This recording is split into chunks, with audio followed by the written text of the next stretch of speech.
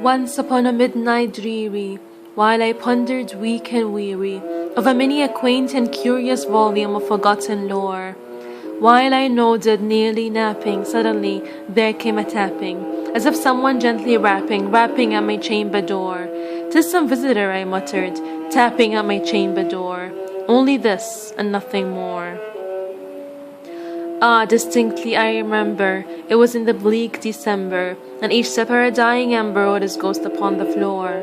Eagerly I wished the morrow, mainly I had sought to borrow from my books the seas of sorrow, sorrow for the lost Lenore, for the rare and radiant maiden whom the angels names Lenore, nameless here forevermore. And the silken, sad, and certain rustling of each purple curtain thrilled me, filled me with fantastic terrors never felt before, so that now, to still the beating of my heart, I stood repeating, "'Tis some visitor, entreating entrance at my chamber door, some late visitor, entreating entrance at my chamber door. This it is, and nothing more." Presently my soul grew stronger, hesitating then no longer. "Sir," said I, "or Madame, truly, your forgiveness I implore. But the fact is, I was napping, and so gently you came rapping, and so faintly you came tapping at my chamber door, that I scarce was sure I heard you. Here I opened wide the door, darkness there, and nothing more." Deep into that darkness peering, long I stood there, wondering, fearing, doubting, dreaming dreams no mortal ever dared to dream before. But the silence was unbroken, and the darkness gave no token, and the only word there spoken was a whispered word, "Lenore." This I whispered, and an echo murmured back the word, "Lenore," merely this, and nothing more. Back into the chamber turning, all my soul within me burning, soon again I heard a tapping, somewhat louder than before. "Surely," said I, "surely that is something at my window lattice. Let me see then what thereat is, and this mystery explore. Let my heart be still a moment, and this mystery explore. 'Tis the wind, and nothing more." Open here I flung the shutter, when with many a flirt and flutter, in there stepped a stately raven of the saintly days of yore. Not the least obeisance made he, not a minute stopped or stayed he, but with mien of lord or lady, perched above my chamber door, perched upon a bust of Pallas just above my chamber door, perched and sat, and nothing more. Then this ebony bird beguiling my sad fancy into smiling, by the grave and stern decorum of the countenance it wore. "Though thy crest be shorn and shaven, though I said are shorn or craven, ghastly grim and ancient raven, wandering from the nightly shore, tell me what thy lordly name is on the night's Plutonian shore." Quoth the raven, "Nevermore." Much I marvelled this ungainly fowl to hear discourse so plainly, though its answer little meaning, little relevancy bore, for we cannot help agreeing that no living human being ever yet was blessed with seeing bird above his chamber door, bird or beast above the sculptured bust above his chamber door, with such name as Nevermore. But the raven, sitting lonely on the placid bust, spoke only that one word, as if his soul in that one word he did outpour. Nothing further than he uttered, not a feather than he fluttered, till I scarcely more than muttered, "Other friends have flown before. On the morrow he will leave me, as my hopes have flown before." Then the bird said, "Nevermore."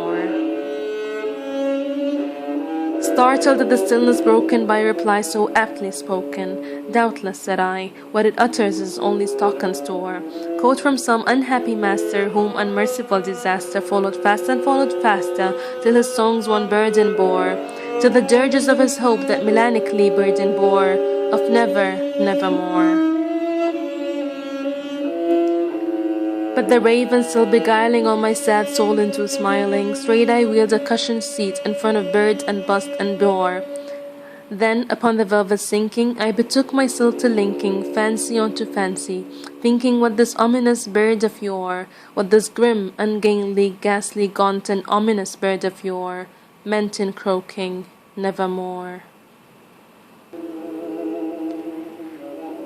This I sat engaged in guessing, but no syllable expressing, to the fowl whose fiery eyes now burned into my bosom's core.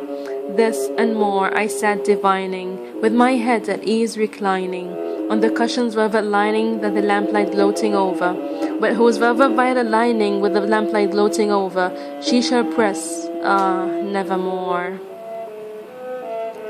Then methought the air grew denser, perfumed from an unseen censer, swung by seraphim whose footfalls tinkled on the tufted floor. Wretch, I cried, thy God hath lent thee, by these angels he has sent thee, respite, respite and nependi from thy memories of Lenore. Quaff, oh quaff this kind nependi, and forget this lost Lenore. Quoth the raven, nevermore. Prophet, said I, thing of evil, prophet still, if bird or devil, were the tempter sent, or were the tempest tossed thee here ashore, desolate yet all undaunted, in this desert land enchanted, on this home by horror hunted, tell me truly, I implore, is there balm in Gilead? Tell me, I implore. Quoth the raven, nevermore. Prophet, said I, thing of evil, prophet still, of bird or devil, by that heaven that bends above us, by that God we both adore. Tell this soul with sorrow laden if, within the distant Aden, it shall clasp a saint and maiden whom the angels names Lenore, clasp a rare and radiant maiden whom the angels names Lenore. Quoth the raven, nevermore.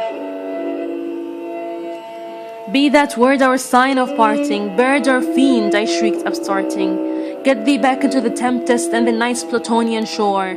Leave no black plume as a token of that lie thy soul hath spoken. Leave my loneliness unbroken.